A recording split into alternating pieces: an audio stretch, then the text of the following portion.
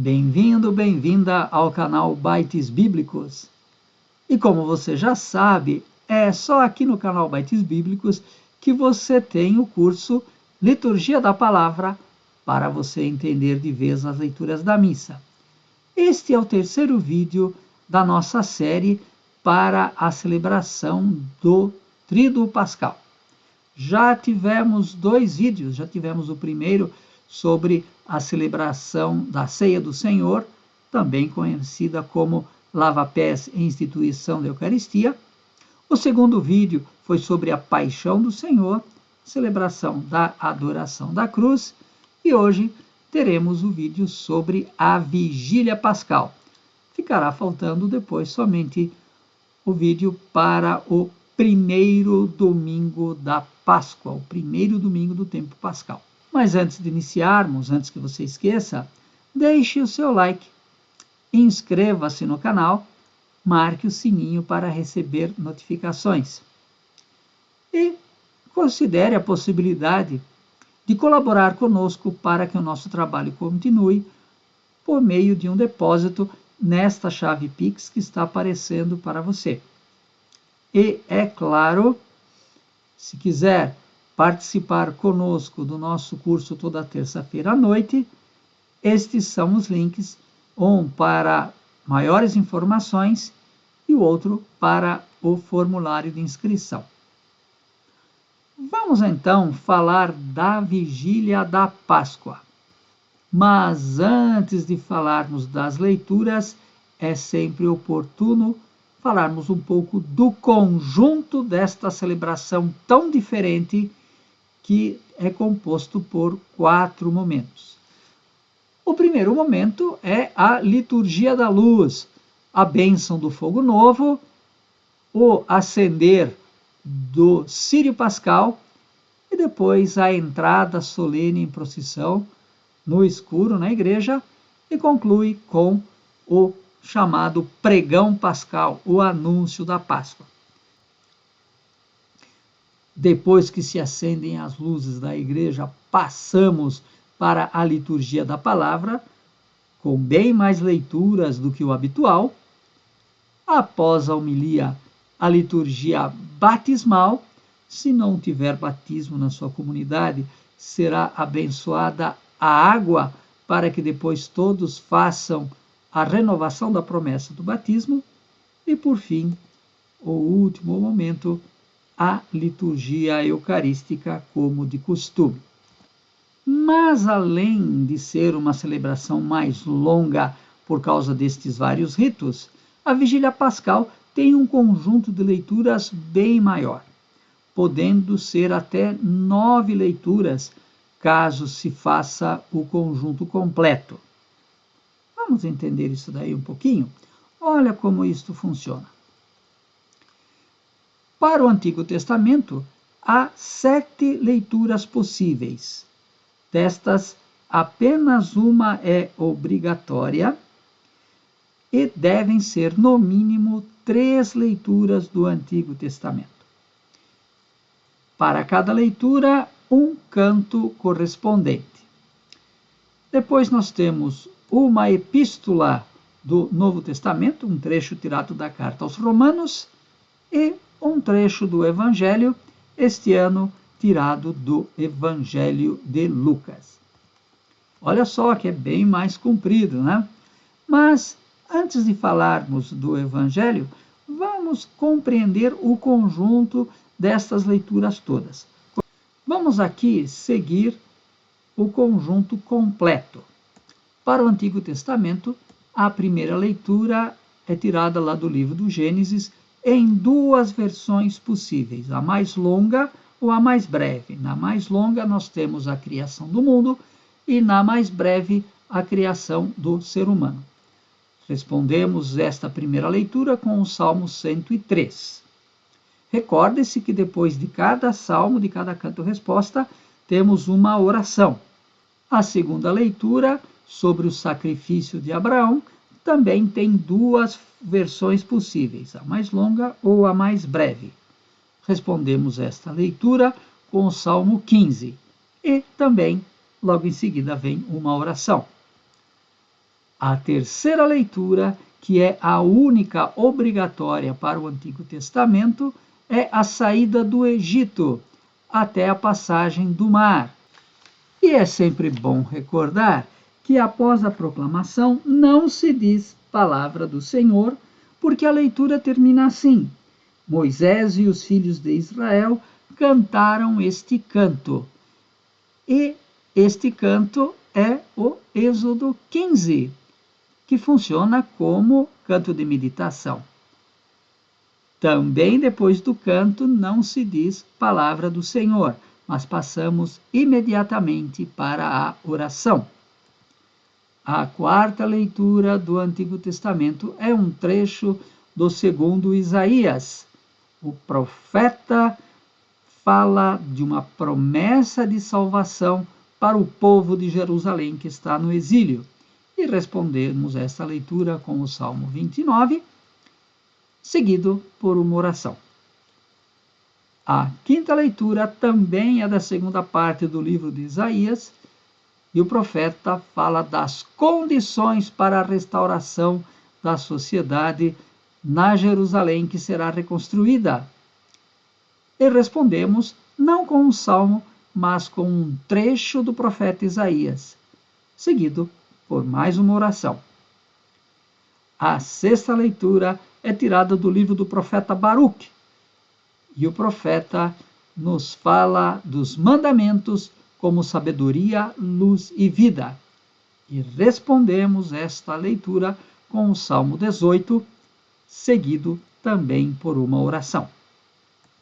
A sétima e última leitura do Antigo Testamento é tirada do livro do profeta Ezequiel. O profeta Ezequiel nos mostra que o exílio é um momento, um tempo de purificação e por isso faz também ele uma promessa de restauração. Nós respondemos este trecho do profeta Ezequiel com o Salmo 41, seguido por uma oração. E é neste momento que permanecemos em pé para cantar o Glória. E é neste momento que se acendem as velas do altar. Após o Glória, passamos para a Epístola, um trecho da carta aos Romanos, no qual Paulo fala da ressurreição de Cristo e a nossa ressurreição. Neste momento, entoamos solenemente o Aleluia Pascal e em seguida lemos a versão de Lucas da ressurreição de Jesus. Ufa, é muita coisa, não é verdade? Mas com isso temos uma visão de conjunto das leituras todas. E podemos passar agora para o estudo do Evangelho desta noite. Este ano, por ser ano C, leremos o Evangelho de Lucas. Agora, como costume, pare o vídeo e faça a leitura do Evangelho de hoje, Lucas 24, de 1 a 12. Perfeito.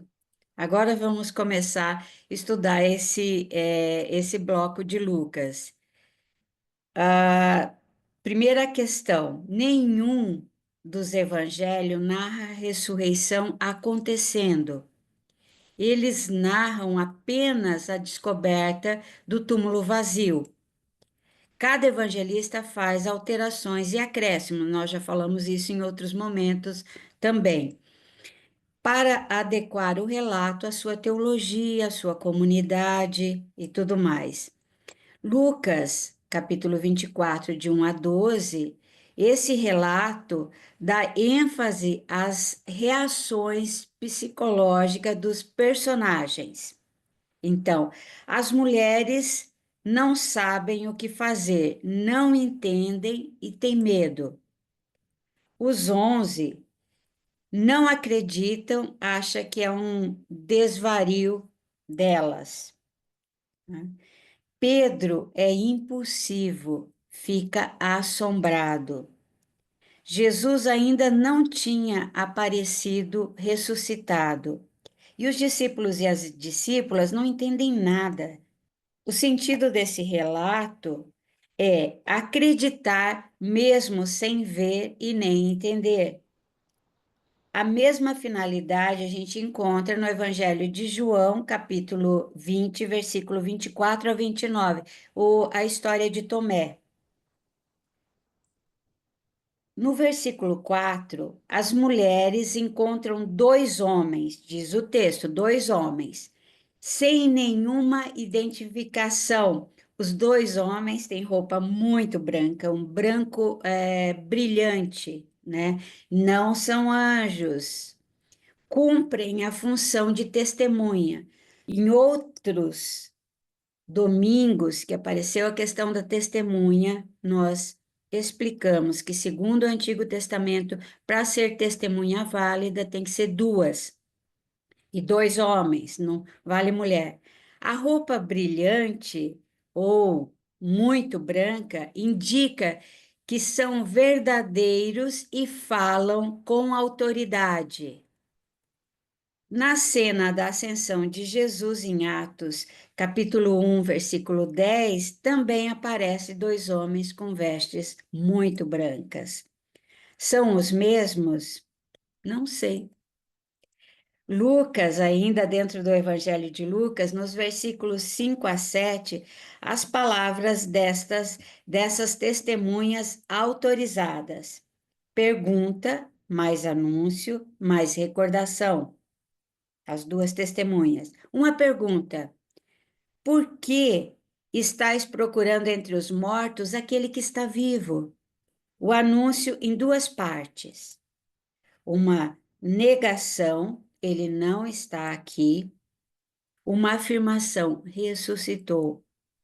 Uma recordação, lembrai-vos do que ele vos falou na Galileia. Observem que Lucas tem o cuidado de apresentar um relato com características pedagógicas, para recordar os discípulos e as discípulas do processo.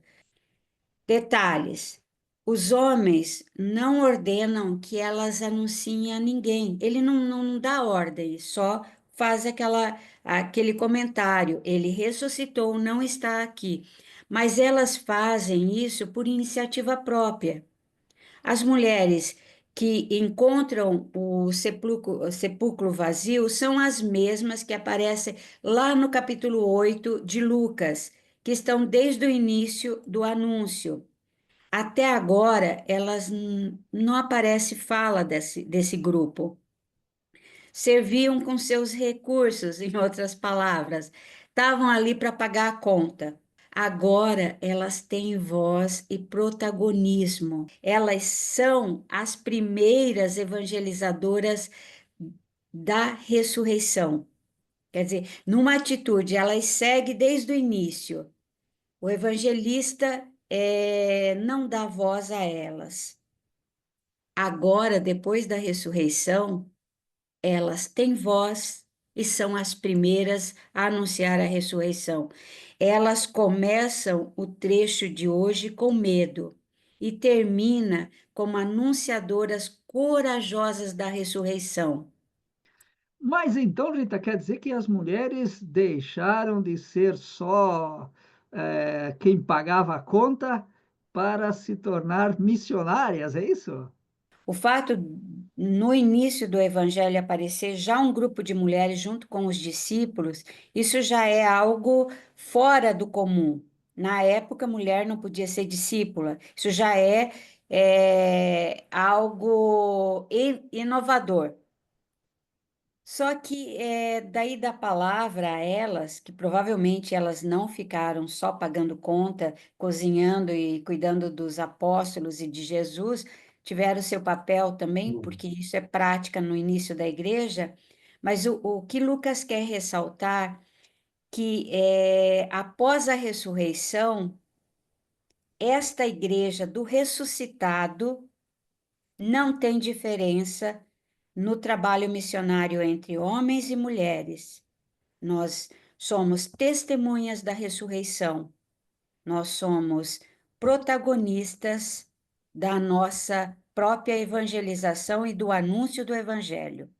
Então, temos direitos e deveres dentro desta igreja, em forma de igualdade. Muito bem, que bonito.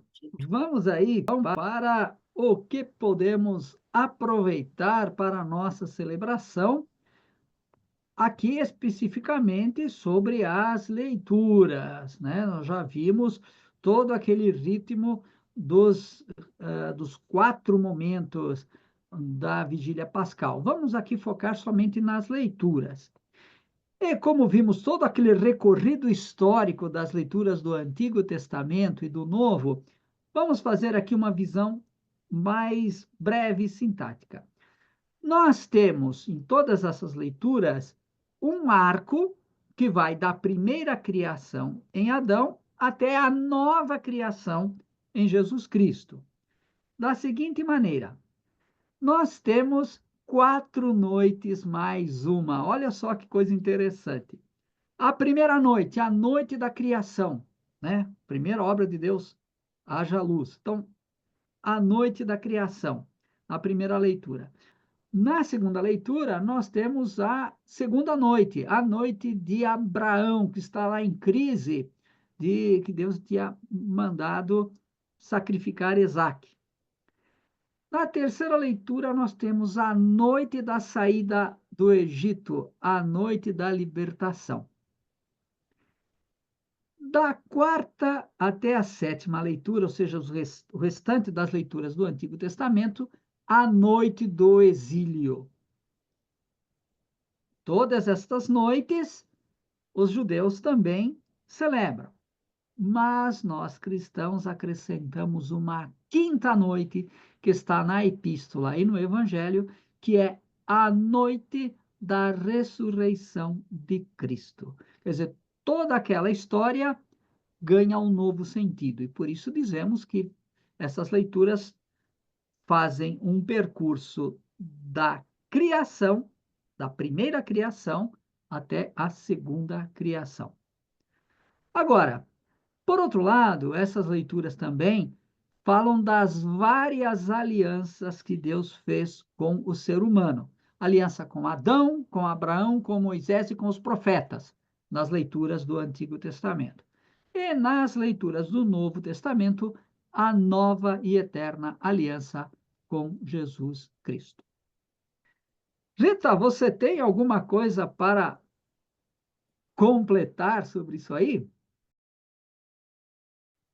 Bom, só assim uma dica para quem trabalha, porque nesta liturgia, para criança, ela é extremamente complicada, né, por causa da quantidade de leituras e tudo mais. Mas seria interessante, antes da celebração da vigília, fazer um momento com as crianças e encenar as 4 noites mais uma, de forma simbólica, resumida, né? Então, a criação, todos aqueles passos, noite por noite, pequenos trechos encenados pelas próprias crianças. Os jovens podem até caprichar mais, que é uma forma da gente compreender o percurso que até chegar a Jesus Cristo. Essas noites foram uma preparação, segundo a leitura, né, para a grande noite da ressurreição. Isso aí me faz lembrar daquele momento da ceia judaica em que as crianças perguntam por que esta noite é diferente e os pais explicam e atualizam, né? É, Colocando ali também não só o que está acontecendo no mundo hoje, mas também com a família. Seria, de fato, bastante interessante. Muito bem, agora que a Rita nos deu já esta sugestão para a catequese com as crianças, e se você for fazer a pregação agora na noite da Páscoa, uma sugestão. Obviamente não dá para falar de todas as leituras, mas uma coisa que é muito interessante e sempre oportuno falar é recordar que nós cristãos acreditamos na ressurreição, não na reencarnação. E não dá para acreditar nas duas, uma exclui a outra. Por quê? O que é reencarnação? A alma retorna em outro corpo físico. quer dizer, a pessoa ou uma parte dela retorna, volta à vida para morrer de novo, num contínuo processo de aperfeiçoamento. E por que isso exclui a ressurreição? Porque neste processo de reencarnação, a salvação é resultado deste processo de melhora, um esforço pessoal de aperfeiçoamento. E isso exclui a graça. O que acontece na ressurreição? O corpo físico é transformado no corpo espiritual, a pessoa não perde a sua identidade, a pessoa que reencarna não lembra qual for a sua outra vida. Na ressurreição, a pessoa não perde a sua identidade, porque entra na luz de Deus para nunca mais morrer. Na reencarnação vai morrer de novo, na ressurreição não. E, por causa da ressurreição de Cristo, a salvação é dom gratuito de Deus. Cristo venceu a morte, venceu o pecado e nos deu a salvação. O que nos define como cristãos é a fé na ressurreição, não na reencarnação, na ressurreição. Quem não acredita na ressurreição, mas acredita na reencarnação, não sei se continua cristão. E esta fé na ressurreição, ela é expressa nas nossas atitudes, não naquilo que a gente reza, mas na nossa prática. E aí então vem uma pergunta: o nosso testemunho convence alguém? Quando nós falamos que somos cristãos, discípulos de Jesus Cristo, a nossa prática é condizente com as nossas palavras ou com a nossa reza? Em outras palavras, as pessoas enxergam Jesus Cristo ressuscitado nas nossas atitudes, naquilo que a gente fala, naquilo que a gente faz? Ou falamos uma coisa, o nosso discurso é um, e as nossas atitudes, o nosso comportamento vai na outra linha? Então, esta aí é uma sugestão, uma provocação para a nossa homilia, a nossa catequese. Rita, alguma sugestão ainda para a prática, para a pregação? Nesse contexto, acreditar na ressurreição, né, e na encarnação não tem nada contraditório. Tem sim. Acreditar na ressurreição de Cristo e na nossa é saber que esse é o tempo. Eu não vou ter outra chance de voltar. É agora que eu faço bem, é agora que eu perdoo, é agora que eu pratico a caridade, olha o lava-pés, né? Então é agora, não tem outra forma. E a reencarnação você volta quanto for necessário. Então a ressurreição é o grande apelo aos cristãos. A prática e é agora, não vai ter outra chance. Fala a verdade. A liturgia da Vigília Pascal é longa, mas é muito rica. Tenho certeza que vários destes detalhes você não sabia ou já tinha se esquecido. Então, será que todo este nosso encontro de hoje não vale um joinha?